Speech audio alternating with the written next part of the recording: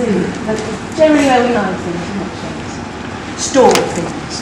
Don't want a place like this. Don't want to see that. I've got a rockery one.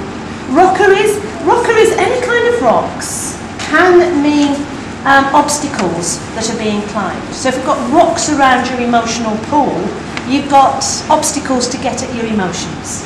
Or you put obstacles in the way to stop people getting at your emotional self.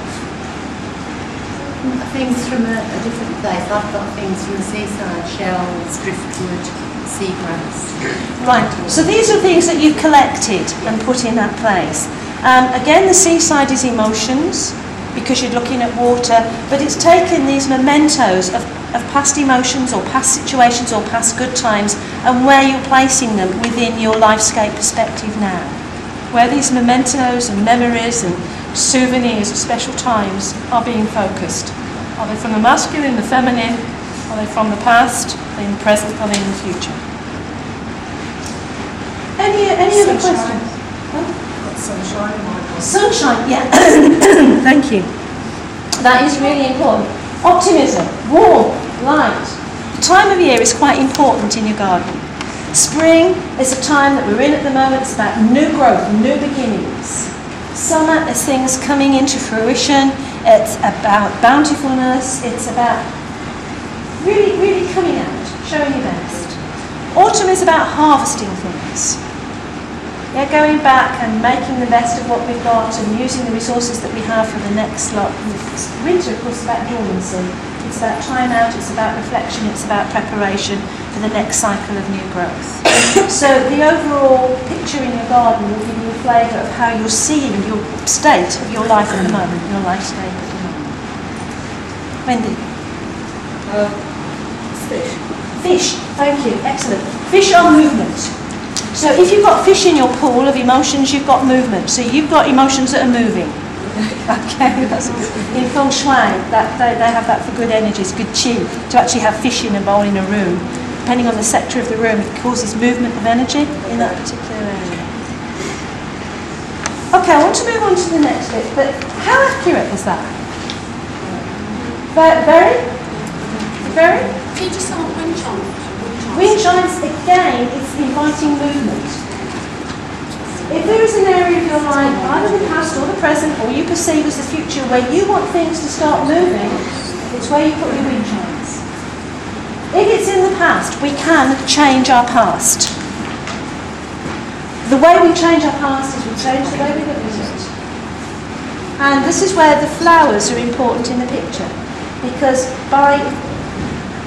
we can actually change our lifestyle. This is our perception of life at the moment. On the HEP programme, we look 3 months, 6 months down the line and we go back to this and we see how much the perception of our life has changed. Because if we change our then, we can change our when.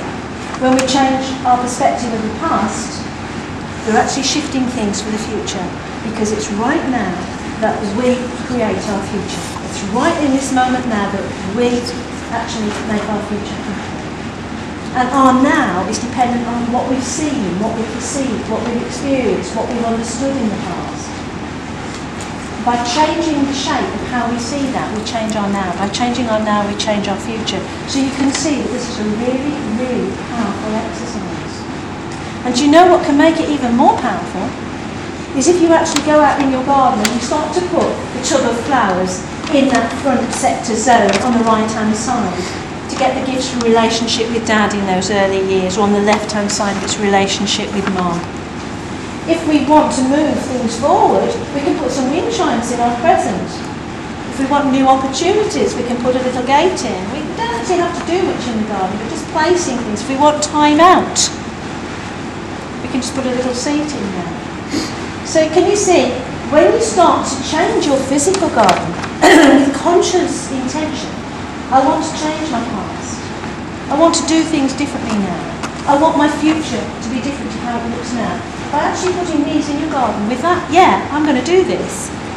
Just using the metaphor of putting something in your garden in that way, putting a bird table in, because you want to invite those opportunities into your life. Can make a huge change, because you're doing it with conscious intent. I want that to change. I'm grounding my desire to make that change. And every time you put breadcrumbs out or bird food out on your table and invite the birds in. They're the opportunities coming into your life. Okay. I'm going to give you a handout now with all that written on it, and it's also got the business card as well with a website on it. I have got a website that I've set up with this. It's called thegarden3.com, www.thegarden3.com. So you can always visit there and get more information if you want. And when you do this with people, if you want more information on that, just email me.